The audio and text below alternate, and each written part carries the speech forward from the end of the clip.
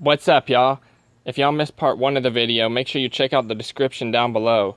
Part 1 of the video was how to get your boat and trailer ready for summer. This is part 2 of the video on how to get your outboard/IO boat motor ready for summer. So let's get started checking this thing out. One of the most important things to do on an outboard is, especially if it's been sitting, is do a compression test. That should be the first thing you do.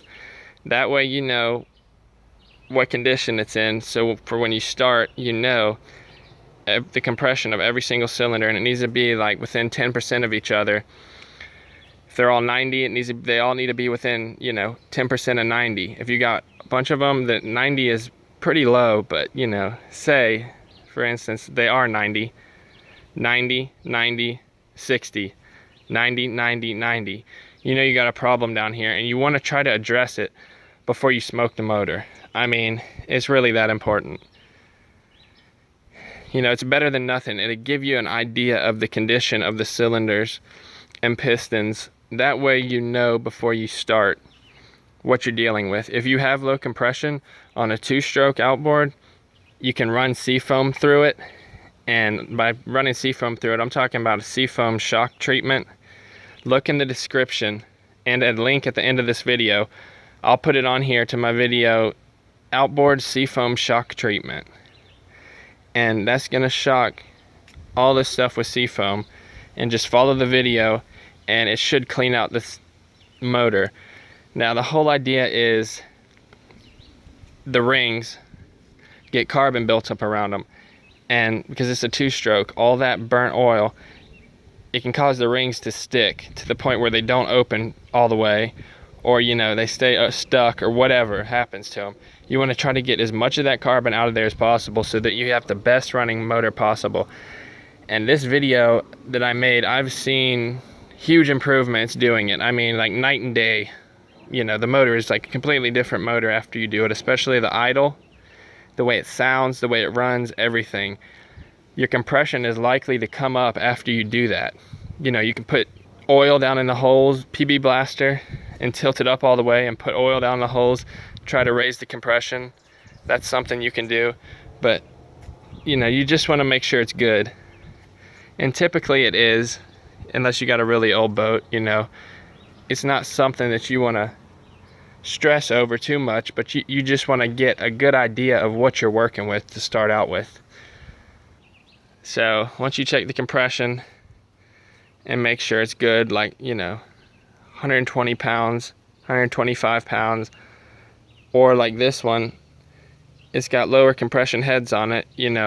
From the factory they were lower compression, so you want to check service manual or online if you don't have a service manual, and make sure that they're within spec, or at least close. Alright, so this is for outboard owners only, but I'll throw some tips in here for inboard or inboard outboard IO boat owners. First thing we're going to do on the outboard is make sure that all these linkages are moving freely, especially the trigger timer base. You want to get up there and move the controls and come back here and wiggle it. And you want to make sure that thing moves all the way through its whole range of travel. Because if it gets bound up or is sticking, your ignition won't advance properly, and it'll make your motor run extremely bad. So that's one thing you want to check. The timing, I mean, you normally never need to check it, but if you just got a boat and you don't know the condition of it, the number one most important thing to check on it is the wide open throttle ignition timing. You want to make sure that that thing is set by the book, exactly dead on to how many degrees it says at wide open throttle, because if it's not, you'll smoke the motor. I'm not trying to scare you guys, but you really want to check it. And if you do it on the water, you got to be extremely careful, because if you have a timing light and you're pointing it down on here on the water and you hit a wave or something and your face hits this, it's going to rip your face to shreds. So you want to be extremely careful, but it's an important thing to check. Now, there are some ways you can static time these motors, but the absolute best way is to go out on the water. Static timing meaning, checking it on the driveway with muffs, but They say it should advance to what it's supposed to be at wide open throttle, but the best way to check it is on the water. Alright, so now we're going to check and make sure that there's no corrosion down in any of these connectors, because there always is. If you got corrosion, see any blue or green or anything, take them off and, you know, clean them, put dielectric grease on them and tighten them up and make sure they're nice and tight if you don't see any corrosion, because that'll cause you tons of problems too. It's a good idea to check the ground wires too, like these little ground wires right here. These little ground straps, you want to check all that stuff. You can grease all these linkages, that way you know they're moving freely. There's a big old spring in here, and you can get some white lithium grease or whatever you want to put on it and, you know, get it down in there and grease it up. Now this is one of the most important things to check on an Evinrude. You see this little roller right here? It determines the ignition timing, and the timing in correlation to the carbs opening. So it's a little rubbery plastic thing, and you want to make sure it's not worn. Some of these have a little clear coating around the outside of it, and it'll just wear down to the plastic. And if that's the case, you need to replace it. But this one is just the solid black plastic one. If this thing is not in working condition, this little roller, if it's worn out, you'll never get it timed right, and the motor will never run right. So you want to make sure this thing is exactly what it's supposed to be. So yeah, check all the linkages. Make sure everything moves freely, you know. Check for any loose, backed out bolts on anything like manifold covers. Sometimes these bolts work loose. Check all that stuff. You know, make sure there's no bolts loose. You're going to want to check all your coils and stuff to make sure they're not oozing that goo down the side of it. Because if they are, then that means they need to be replaced. And you can see some of the goo here. I mean, if they're not too bad, you don't have to just go out and replace them immediately. You know, you can get away with them if they work right. There's no need to just go get them because you see the stuff. But if they're not working right and you see the stuff, that's one thing to watch out for. Thermostats, one here, one here. You're going to want to make sure to replace those. I already did it last season, you know, and I didn't run it that much, but you don't have to do it every single year, you know. It all depends on how much you use the boat, really. But it's just something to be aware of. Another good little tip is you want to make sure there's no dirt dauber nest down in any of these things, because it'll suck dirt right into the motor. So take the manifold off and check it. Make sure it's nice and clean. Even with the telltale, sometimes they'll get in there, plug that little hole up, and it won't shoot water. So you want to make sure there's no dirt or any of that dirt dauber nest like right down in here and suck it in and ruin your motor. You want to make sure you check all that stuff. Another quick tip is the inside of the boat cover. You can see where I've already ripped it out, but sometimes, most of the time, they have old foam on here. Rip all that old foam out. I mean, it degrades, it disintegrates, it turns into the nastiness, and it gets all over your motor, all inside the outboard. You know, God knows what it does. It gunks everything up, gets under the trigger timer base, gums it up, you know, sticks it right up. Check all that stuff. So rip it out if you still got it on your outboard cover. Alright, now spark plugs. People say to replace outboard spark plugs every single year. And I mean, it depends on how much you use the boat, really. But if you want to replace them. You know, they're cheap. If you see corrosion and stuff all on them, and they're old and nasty, and you take the cover off, and you take the cap off, and they're all nasty and stuff, replace them. Spark plug leads, check those. You can make new ones. That's a whole nother video on how to make these things. They're not too bad though. They get corrosion down in here, but typically, you know, if they're good, they're good. It's a spark plug lead, so. little fuses. A lot of people don't know this about Evinrudes, but there's a little fuse in here. And if you don't have 12 volts down at the motor for certain little things, there's a little fuse in here, and you can see. A lot of guys don't know it, but it holds a little glass fuse. You replace that. The whole point is to go through everything and make sure it's all working as good as possible. That way you have zero headaches on the water, because man, it is not fun. Check all the plugs, make sure they're nice and tight. If you really want to get crazy with it, and I mean really crazy, you can take all these plugs apart and put dielectric grease in them and, you know, electrical cleaner, clean them out and grease them and stuff, but it's usually not necessary. Fuel pumps, you want to make sure that they're running properly. And these fuel rails where they distribute out to each carburetor, you want to make sure they're not leaking gas to where the hose connects on them. Check all the battery connections, you know, make sure they're nice and good. Check for leaking gas.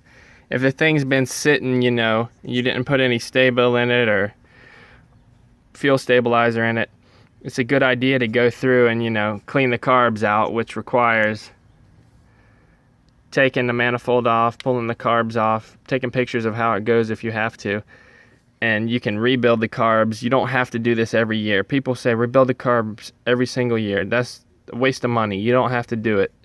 Now, if you're out fishing, you got like a fishing charter or something, you know, if you still have a carbureted outboard, you know, it might be a good idea to put a carb kit in it and replace all the carb kits. But it's not necessary if you just live out on the lake or ocean and you just go out every now and then. If it runs good, it runs good. There's no need to go throwing parts at it. You know, check the needles and the seats, and if they look good, then they're good. You know, there's no need to replace it.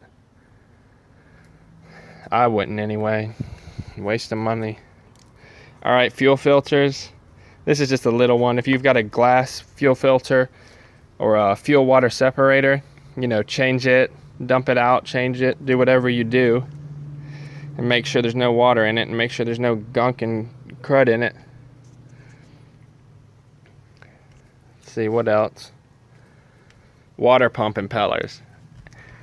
So the water pump impeller is up in here, and it sucks water in the intake, pushes it up to the top of the motor. People say to replace them every single year. Again, it's a wear item, you know. It's a good idea to replace it every single year, but I mean, if you don't use the boat that much, you know, you might get away with 2 years on one. And they sit for a long time, so that little rubber impeller, it gets stuck in a shape where the fins are twisted, so it doesn't pump water as good. But as long as you watch the telltale and make sure the thing isn't overheating, the telltale being where the water shoots out on an Evinrude, make sure it's got good pressure and you know it's hot and stuff. That way you know you're getting good cooling to the motor, but it's not always necessary to replace them every single year. If you really want to, go for it. You know, they're cheap. You just got to take the lower unit off, take the bolts out, and drop the lower unit and replace it. It's a good idea, but you don't have to do it every single year. A lot of people recommend you do, though. So, propellers, make sure they're not chipped, broken, you know, messed up. Make sure the nut is tight on the end of the prop. Make sure the cotter pin's still there. That's really important. You want to make sure that cotter pin's in there and this thing's tight, because if it comes off out in the water and you got a stainless prop and that thing goes in the water, or, you know, it'll leave you stranded in and leave you out a couple $100. So you want to make sure those things are tight. You know, the hub, it's kind of hard to test on land if the hub's good or not, but you know, you'll know once you get out on the water. Lower unit oil. Okay, so you're gonna want to change the lower unit oil every single year, and that's really important. Don't skimp out on it. I mean, you want to make sure that you got good oil in this thing and that there's no water in here, because there's always water in it. I mean, it always gets in there somehow. So, you know, typically, if you've got a perfectly sealed one like this one hopefully is, then there's no water in it. But you can watch my video on how to reseal a lower unit I'll put links in the description on how to do that. It's a pretty good video. It'll show you how to reseal a lower unit if it's leaking. But what you do on these is take the top plug out. That's the vent. Take the bottom plug out, drain it, get your little pump and hook it up here and pump the oil in there. Only use marine grade gear oil because it has additives in there so that it'll mix with the water. It won't separate like regular oil. It'll mix with the water, so there's still some sort of protection in here. So you pump it up, you know, wait for it to come out, cap it off, and then you're good. So you don't have to go crazy on the oil, just get whatever. I mean, you're gonna replace it every year. If you wanna get the crazy high dollar synthetic stuff, you know, you can get that, or you can get the stuff down at Walmart. Whatever you wanna use, just make sure you use it. The trim reservoir, if you can get the plug out, you wanna make sure that that thing's topped off. That way you don't have hardly any problems with the trim. Check your anodes, make sure they're good. You don't really have to check the bolts to make sure they're tight. I mean, you know, you'll find out if it's loose soon enough. You want to, this is really important right here. You want to grease this. Clean all the old gunk off, you know, move it. Clean all that old gunk grease off of there. If you got grease fittings, pump it up. If not, wipe it down with some clean grease. That way your steering's nice and pretty when you're out on the water. That's about it for an outboard. You know, oh, starter. You want to make sure that this is moving freely. So get you some oil or something, and I can feel the gunk on it. Clean it off, spray your oil down in here, and make sure this thing moves freely. That'll cause you problems too if it doesn't. But yeah, that's about it for an outboard. Now, if you got a 4-stroke outboard, obviously you need to change the oil in it, the motor oil. So change the motor oil and the filter. This is a 2-stroke, so I don't have motor oil, but you're going to want to change the motor oil and the gear oil on a 4-stroke. If you've got an IO, change the oil on it. You know, make sure everything's nice and clean. And check all the hoses. Hoses, they go bad on boats all the time because they're such harsh environments. Check all the hoses.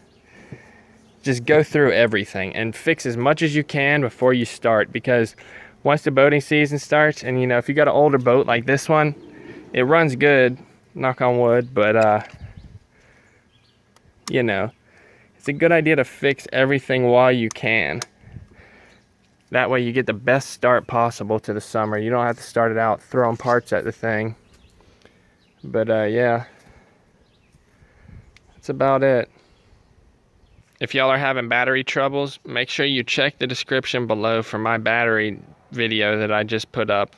It'll show you exactly how to check out your boat battery and make sure it never goes dead on you again. So make sure you check out that video. Alright y'all, thanks for watching. Don't forget to check the description for other videos about outboards, boat parts. I'll put links to some of these boat parts that commonly go bad. That way you don't have to search all over the place for them. And don't forget to like, comment, and subscribe. It really helps me out. Later.